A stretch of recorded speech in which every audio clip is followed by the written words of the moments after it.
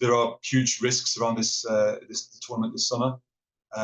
This does not feel like the World Cup that was originally promised, the safe, free and equal World Cup and the inclusive World Cup that was promised 8 years ago when it was awarded, but also maybe quite different how it felt even just 18 months ago. We know there are risks to fans and to local communities.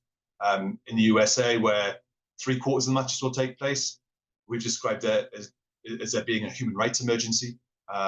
There are people being arrested, detained and deported en masse by immigration agents.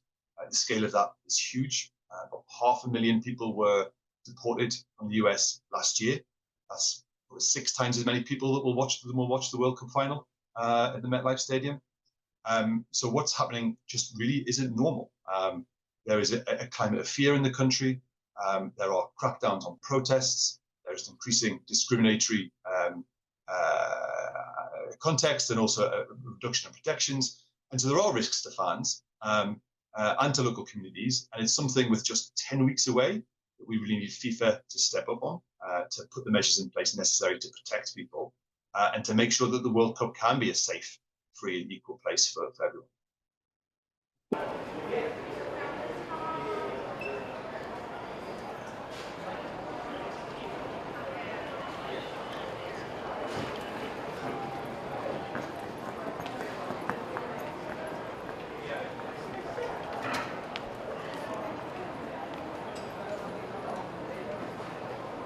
FIFA has enormous leverage on this World Cup. It's built a very close relationship with the Trump administration. It needs to use that leverage now. What we need to see is clear public guarantees that there won't be any immigration enforcement, no presence of ICE around World Cup stadiums, venues, watch parties, gatherings, so that people feel safe from arbitrary arrest and deportation. We want to see public guarantees that if there are protests planned, which I'm sure there will be, that they are allowed, that they are facilitated, that they are not cracked down on by the militarized security forces we've seen, and also that the travel bans on fans from Senegal, from Cote d'Ivoire, from Haiti, from Iran are lifted so that people can travel and take part, and that anti-discrimination campaigns are run, and that protective measures are in place for LGBTI fans so they can enjoy the games as well.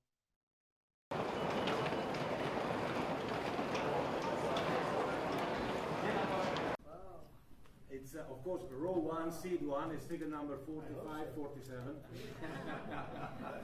And it's for the final in New York, New Jersey. And so you have your ticket already for the final.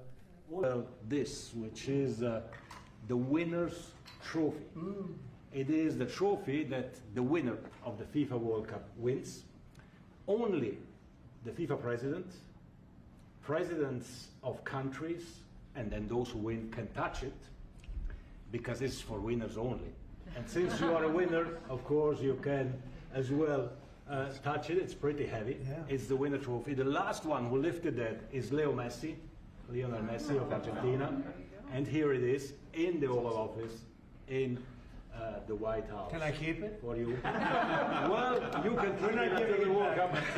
There are human rights risks in all of the 3 host countries. So in Mexico, we've seen over the recent months that there has been criminal violence associated with gangs, and the response to that is a massive mobilization of security forces, including mobilizing 100,000 security personnel for the World Cup, including 20,000 military personnel.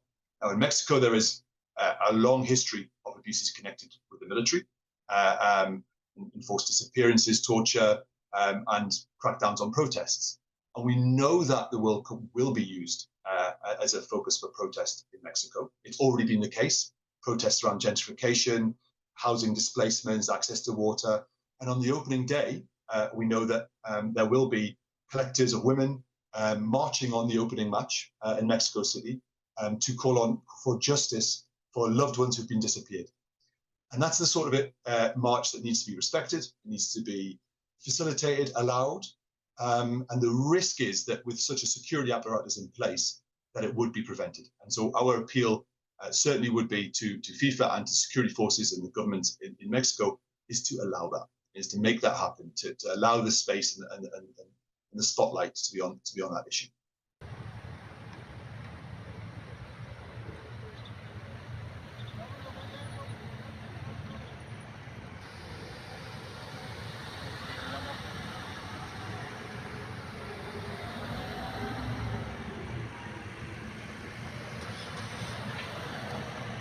In Canada, there are issues as well. So there have also been restrictions on protests in Canada, but also one of the issues that Canadian groups have been raising quite a lot is about the impact the tournament could have on homeless populations and people experiencing homelessness. So there is a history of this in Vancouver. When Vancouver hosted the 2010 Olympics, there were increases on street sweeps of homeless people being moved on from their encampments, and there's quite a significant homelessness problem in both Vancouver and in Toronto. And the fears are that efforts to beautify the cities, to make them clean for visitors and to looking lovely, will come at the expense of populations who need support and need housing and need access to services. And so that's been raised as a real risk in Canada that the authorities there need to be much more proactive on.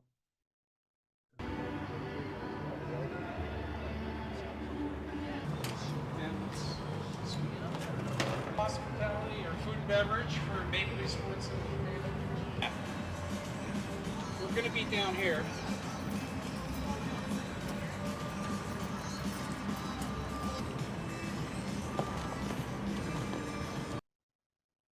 Fans need to know the reality, and fans need to know their risks and know their rights. And so it's really important that fans, read what is expected of them in terms of what they need to do at the border, how they need to prepare, how they behave, to have the right contacts. We're not saying don't go. We're not saying don't enjoy it. I really hope the fans do go and enjoy it. But it's been about knowing the reality and making those judgments. The real question is towards FIFA and to the national governments. How do they make the environment safe enough and welcoming enough and inclusive enough?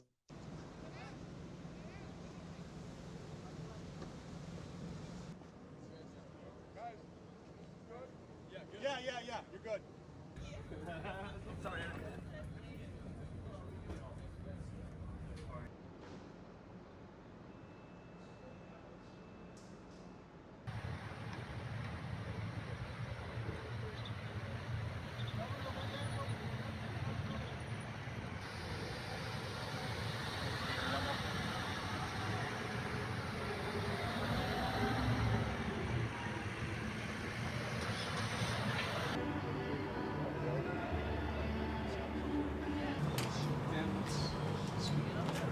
Hospitality or food and beverage for Maple Leaf Sports.